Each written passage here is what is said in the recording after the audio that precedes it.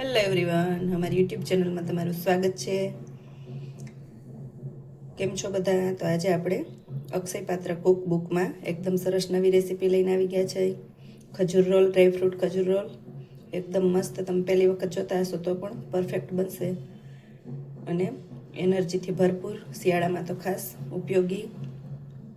તો હજી સુધી ચેનલને સબસ્ક્રાઈબ ન કરી હોય તો સબસ્ક્રાઈબ કરી દો, સાથે લાઈક કરો, શેર કરો અને કમેન્ટ બોક્સમાં કમેન્ટ કરો.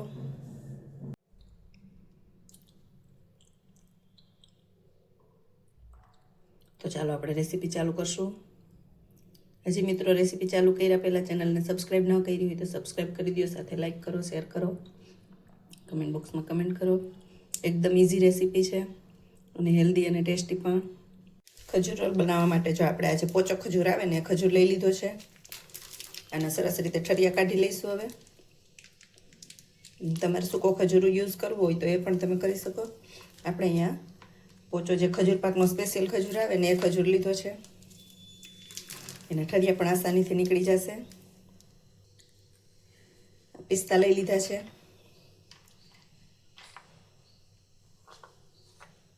અને બદામ લઈ લીધી છે. તમારે જેટલી અનુકૂળતા હોય એટલા લેવાના. અને કાજુ લઈ લીધા છે. આપણે બધા 20 થી 25 નંગ જેટલા લીધા છે. તો હવે આપણે આ ખજૂરના ઠરિયા કાઢી લઈશું.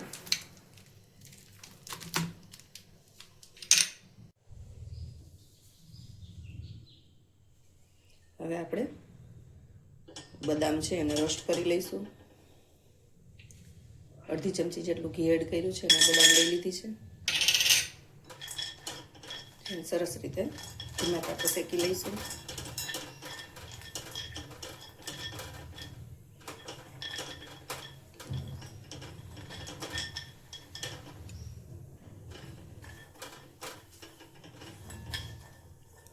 ઘીમાં શેકીને આપણે એડ કરીને એટલે એનો ટેસ્ટ બહુ જ સરસ આવે.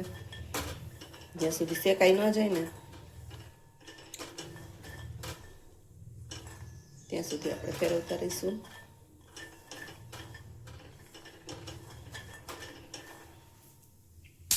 પિસ્તા એડ કરી દઈશું, કારણ કે પિસ્તાને શેકાતા બહુ વાર નહીં લાગે.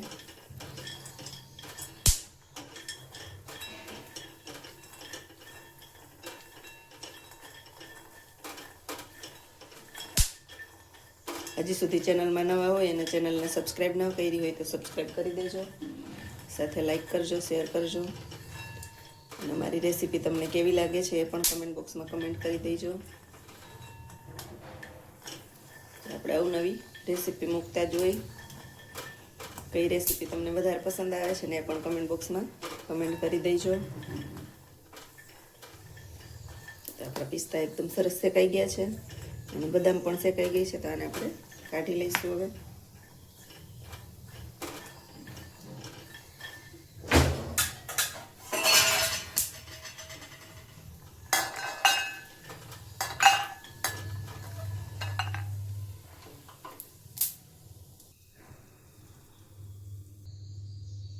હવે આપણે કાજુને શેકી લેવાના છે.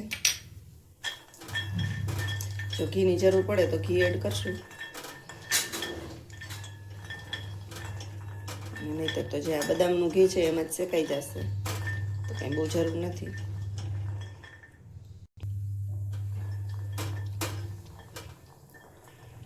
જો આ રીતે બ્રાઉન થઈ જાય એટલે હવે આપણે ગેસ બંધ કરી દઈશું અને કાજુને પણ કાઢી લઈશું. એ સરસ શેકાઈ ગયા છે. તો ડ્રાયફ્રૂટ આપણા એકદમ મસ્ત શેકાઈ ગયા છે. આ ઠંડા થાય એટલે એને ચોપ કરી લઈશું આપણે.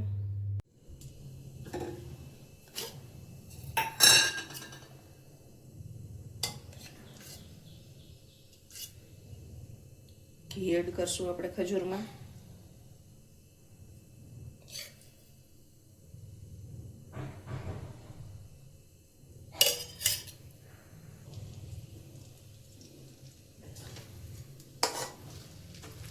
બરાબર રીતે એને આપણે હલાવી લઈશું.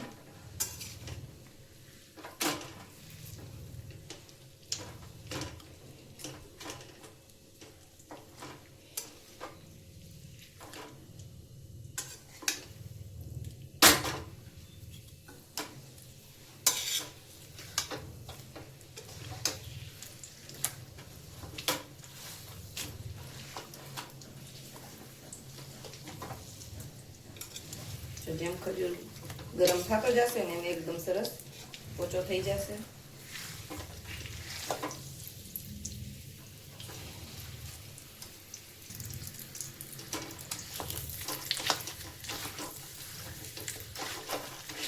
જો આ રીતે આપણે કરશું ને એટલે ખજૂર બધા જે આ ખાય છે ને એને કટકા થઈ જશે અને સરળતા રહેશે એકદમ પોચો થવામાં. જો તમારે મિક્સરમાં પીસી નાખવું હોય તો પણ તમે પીસી શકો, પણ આમાં એકદમ મસ્ત થઈ જશે માવા જેવું.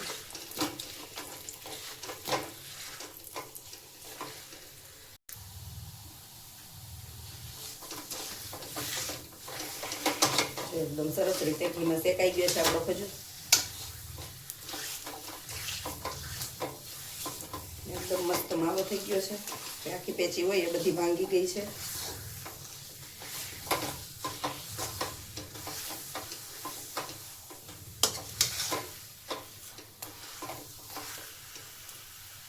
ગેસ બંધ કરી દઈશું આપણે અને નીચે ઉતારી. જો આ રીતે ઠંડુ થઈ ગયું એટલે આપણે નાના નાના પીસમાં ટુકડા કરી લીધા છે. જો તમારે ભૂકો કરવો હોય તો એ પણ તમે કરી શકો મિક્સરમાં પીસીને.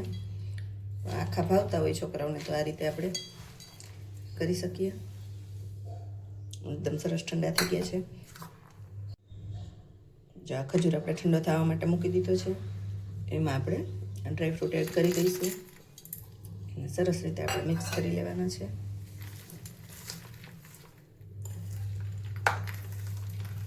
જો આ રીતે હાથથી જ આપણે કરશું એને મિક્સ.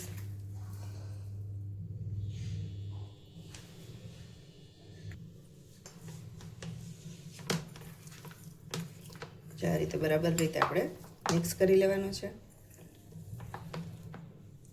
તો કોને કોને ખજૂર રોલ પસંદ છે કમેન્ટ બોક્સમાં કમેન્ટ કરી દો છે. એને ભાવતા હોય એને, અને બહારથી આપણે મોંઘા ભાવના લઈ આવતા હોય એના કરતાં જો આ ઘરે જ એકદમ સરળ રીત છે. નાના મોટા બધાને ખૂબ જ પસંદ આવશે.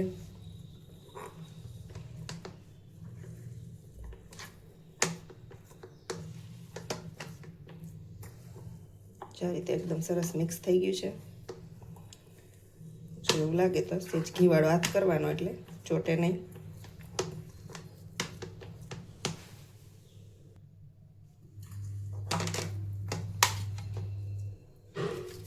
આ રીતે લઈને આમ રોલ વાળી લેવાનો. જો બટર પેપર હોય તો એમાં પણ તમે વાળી શકો.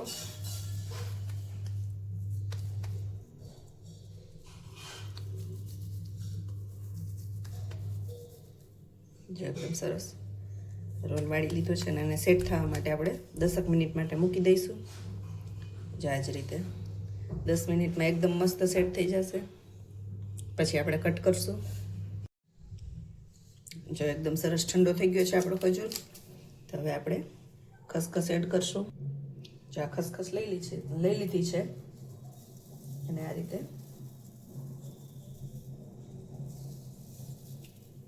ડીશમાં એડ કરીને રોલ આપણે જો આમ ફેરવશું ને એટલે બધી બાજુ એકદમ સરસ ખસખસ લાગી જશે.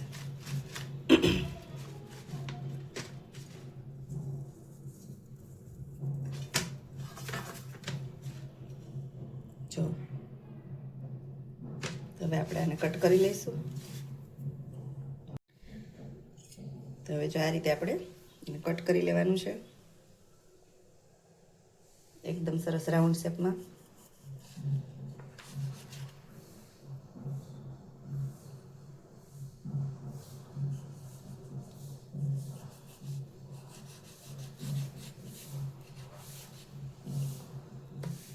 ડ્રાયફ્રૂટ છે તો કટ થવામાં થોડું કેવડાવશે.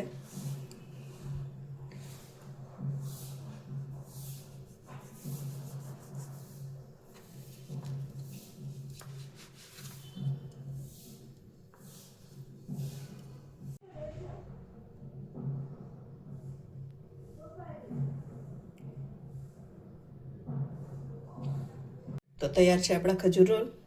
જો એકદમ મસ્ત. જોઈને પણ ખાવાની ઈચ્છા થઈ જાય. તો કેવી લાગી અમારી રેસીપી કમેન્ટ બોક્સમાં કમેન્ટ કરી દો. સાથે લાઈક કરો, શેર કરો અને સબસ્ક્રાઈબ કરો. તો આપણે બીજી રેસીપીમાં મળશું. Thank you for watching.